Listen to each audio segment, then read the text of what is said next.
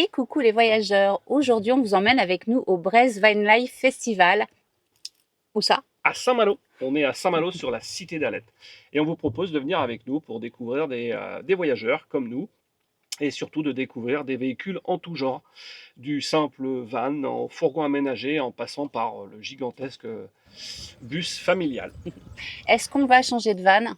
Alors c'est la question, C'est la question est-ce qu'on va changer de van? que vous allez vous poser tout au long de la vidéo. On vous donnera la réponse à la fin de la vidéo, donc vraiment restez avec nous. Alors on vous laisse profiter de cette vidéo, de découvrir ce qu'est le festival de Saint-Malo, le Brest Van Life Festival. Et on espère que vous allez passer un bon moment avec nous. On va rencontrer plein de gens sympas. Allez, on y va? On y va.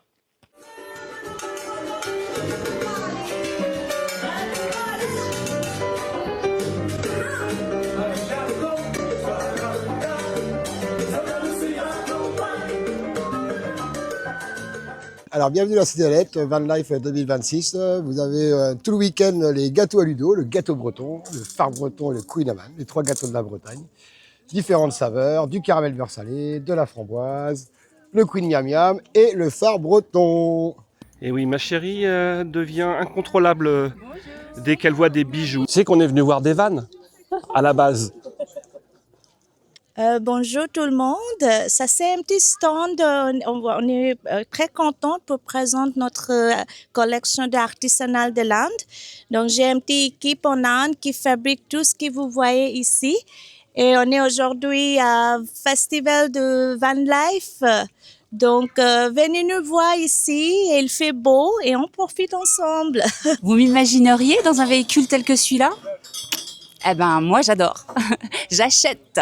Moi, je rêve d'avoir ça pour aller dans le désert, en Afrique, enfin, dans tous les pays. Là, vous êtes vraiment dans le mode années 70, quoi. Ben, on essaye, comme nous, quoi. Nous, on est des années 60, donc voilà, Oh, quoi. vous les faites pas.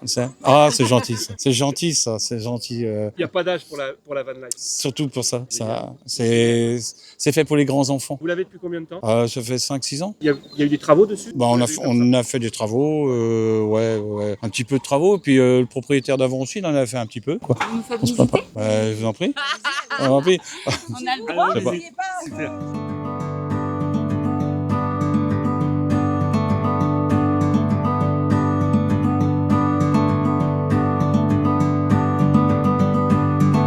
Extraordinaire, regardez ça, ça c'est collector.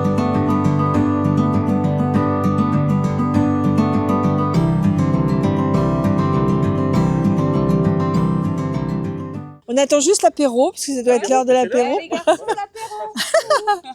C'est pas l'heure de l'apéro?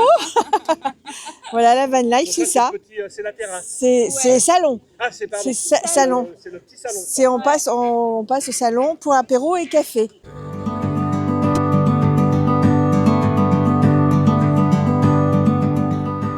Alors là, on est sur un format remorque, semble-t-il, mais qui est plutôt pas mal aménagé, hein.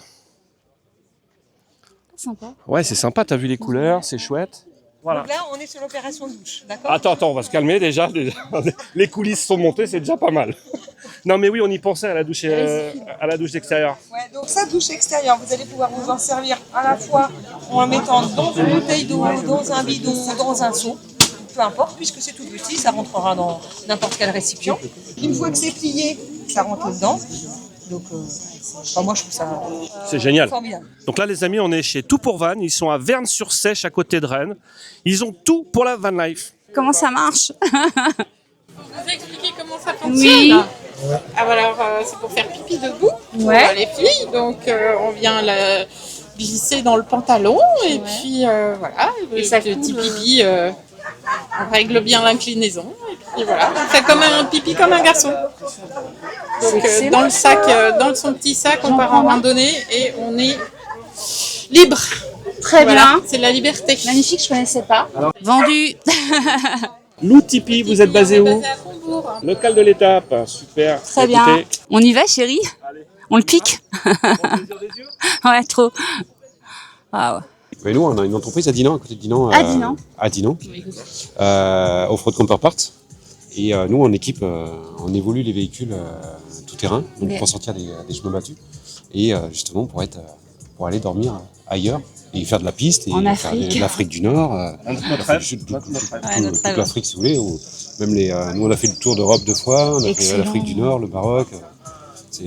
On a un terrain de jeu hors France qui sont sympas. Et donc avec des véhicules préparés, on peut aller un peu plus loin, là où il n'y a personne. Il y a des pistes, on croise personne pendant 2, 3 jours, 4 jours. On est seul au monde. Excellent. Et l'intérêt, il est là. Merci Emmanuel. Bonne journée. Ouais, merci. Bon On attend un kiff. peu de soleil et puis ça va aller. Ouais, Voilà. ok, merci. Quand même. Excellent. Ça, c'est beau aussi. Hein. Ça, c'est sympa. Ouais, ça, j'adore. Ça, c'est sympa. Ouais. Bon, après, faut monter, quoi.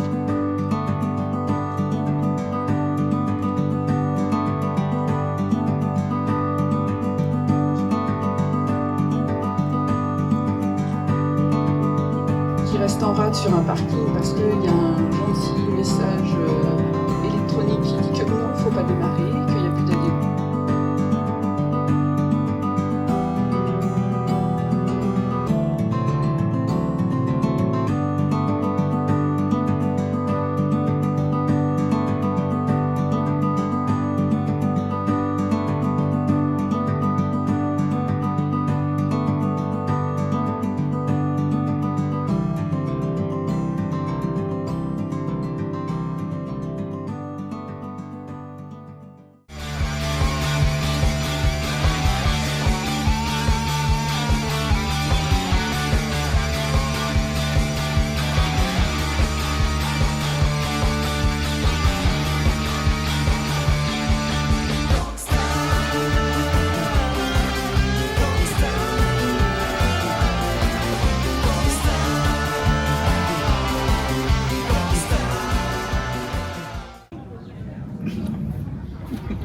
Bébé. Je t'aime, mais c'est mon sandwich. C'est mon sandwich, bébé. Bonjour, donc je m'appelle Benjamin. Je suis avec mon fils marin. Donc depuis l'année dernière, on a fait l'acquisition d'une teardrop de chez Angot. Donc Angot, c'est une fabrication française. Il se trouve dans les Pyrénées. C'est très artisanal, mais super bien équipé. Donc on a fait le choix de partir en teardrop puisque nous avons déjà essayé plusieurs modes d'hébergement. Donc on a commencé par la tente de toit, qui était vraiment pas mal au départ, mais il s'est avéré que ça reste limité, car dès qu'on veut bouger, faire des excursions, faut tout remballer. On est repassé sur une toile de tente pendant une saison, et puis après on a eu l'opportunité de découvrir ce qu'était une teardrop, et du coup mon cœur a flanché là-dessus. C'était le moyen le plus approprié pour nous et pour nos attentes. C'est beaucoup de camping effectivement, mais après ça laisse la liberté donc du coup à Marin de pouvoir faire un petit peu sa vie à lui aussi, et puis de trouver des copains un petit peu, et j'ai pas besoin de le surveiller. Comme quoi, Voilà. la van life, hein, il faut trouver ce qui nous convient en fait. Exactement, alors je pense qu'il y a beaucoup de gens qui font aussi les deux, qui font le camping, qui font l'esprit nomade. Mais je pense que des fois, une bonne douche et un bon petit sanitaire, de temps en temps, pendant le séjour, je pense qu'on peut s'offrir une nuit ou deux dans un camping.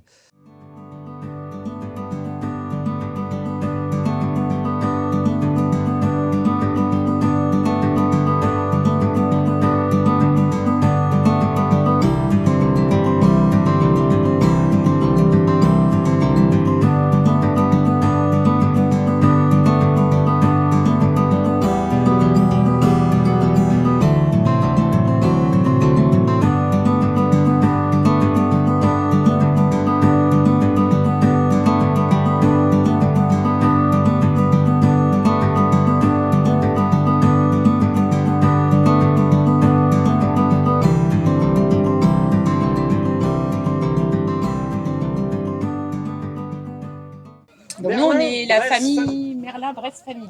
On vit en Ille-et-Vilaine, donc au sud de Rennes. Et vous vivez à l'année dedans. Vous êtes toujours en vadrouille ou vous avez un terrain Non, on a un terrain familial. L'ambition, c'est pas de passer en fait votre vie sur la route, mais plus quand même d'être en partie sédentaire. Quand même. Ouais, on est obligé parce qu'on a tous les deux nos boulots. Après, il faut être honnête que partir comme ça à l'aventure, faut avoir un minimum d'argent de côté, un bon budget quand même, quoi. Donc là, vous l'avez aménagé vous-même, le bus? Oui, c'est ça. On l'a fait tous les deux, On a fait tous les deux l'aménagement. On a 2 chambres sur l'arrière, une chambre avec 3 lits superposés. Alors, on est 100% autonome. C'est un vieux bus scolaire, c'est un Renault Karossa de 2002. Il a 530 000 km. Il sort de rodage, c'est des gros moteurs très robustes, pas beaucoup de puissance.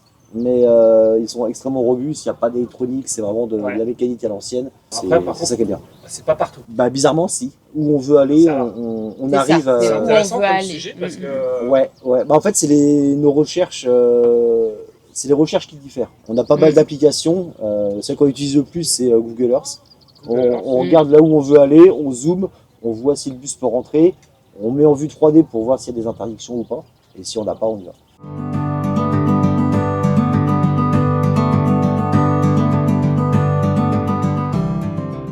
Ça fait combien de temps que tu tatoues?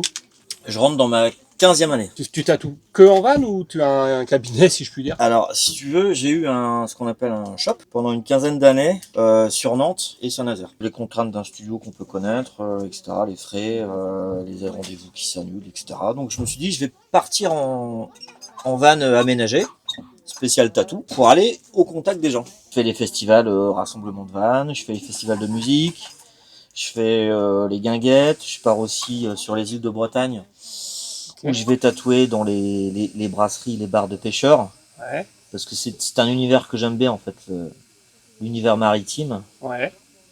Et c'est pour ça que j'ai changé d'identité. Avant, j'étais sur une autre identité. C'était Atelier Smack, rien à voir. Là l'identité aujourd'hui, c'est Barbe de sel. Barbe de sel. Barbe de sel, il y a un côté un peu plus marin. Ouais. Et voilà, j'essaye de développer ce côté un peu, marin, maritime, tout ce qui touche autour de la mer. Et je trouve que l'approche est intéressante parce que venir aux gens, c'est différent pour les gens. Ils s'attendent pas à avoir un tatoueur en festival comme ça, donc il y a un côté un peu plus ouvert, un peu plus décontracté.